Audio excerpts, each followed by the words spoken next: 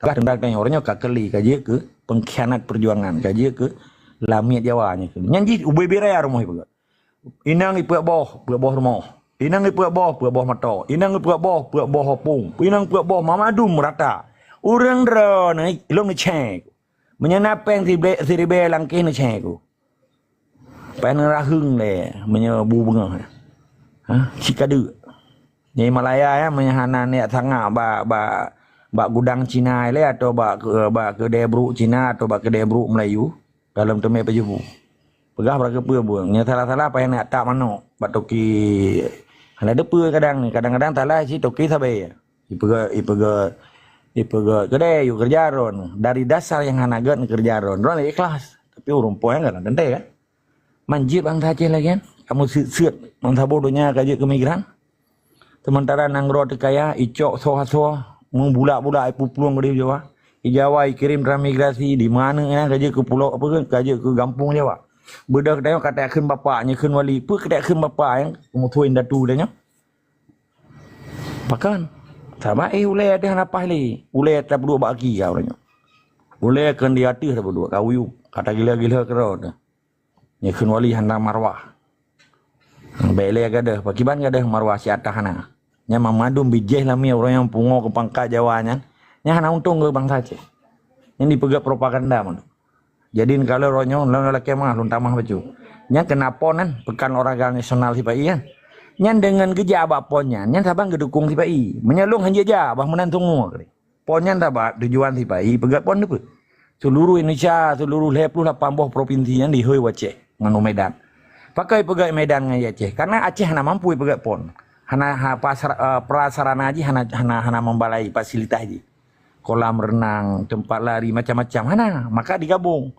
Bahkan terus si kurang tun kai jajah Aceh untuk pegat pon mentang hana mampu. Nya tak pegah kesejahteraan pak penjajahan. Nana ci merampok ya Acehnya. Jadi menyegeja orang Aceh baponnya sabang gedukung tiba iji nyenteng madun. Bahkan karena tujuan di pegat ponnya untuk mempersatukan masyarakat awam di dalam konteks penjajah.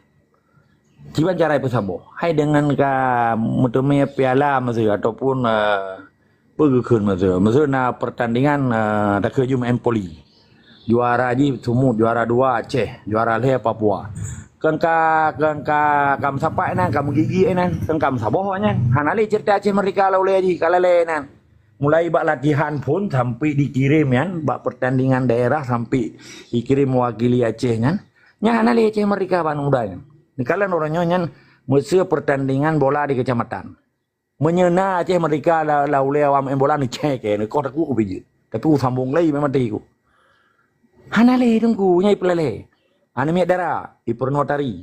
Tari saman tari nyotari ji. Tarinya dimanfaatkan lagi baik untuk alat komersial ji. Komersial dagang arti long komersial. Tim dagang ngentari kitanya. Nana di lain Indonesia itu luar. Menyaya Aceh berunda Aceh. Dumnan kapalih bijih lamin orangnya. Di Pueblo nilai sejarah Aceh. Di Pueblo nilai tari Aceh, bukan seni Aceh dan memadum kearifan lokal Aceh demi kepentingan penjajah. Jadi orangnya solusi yang paling gad. PJO mau debatnya. Gimana cara ada PJO ji? Mesti ada depa mesti nak acara yang bejak kan. Dah depa mesti camanya pegawai nana, you ajak apa mai betul. Bejak. Mati ni bejak.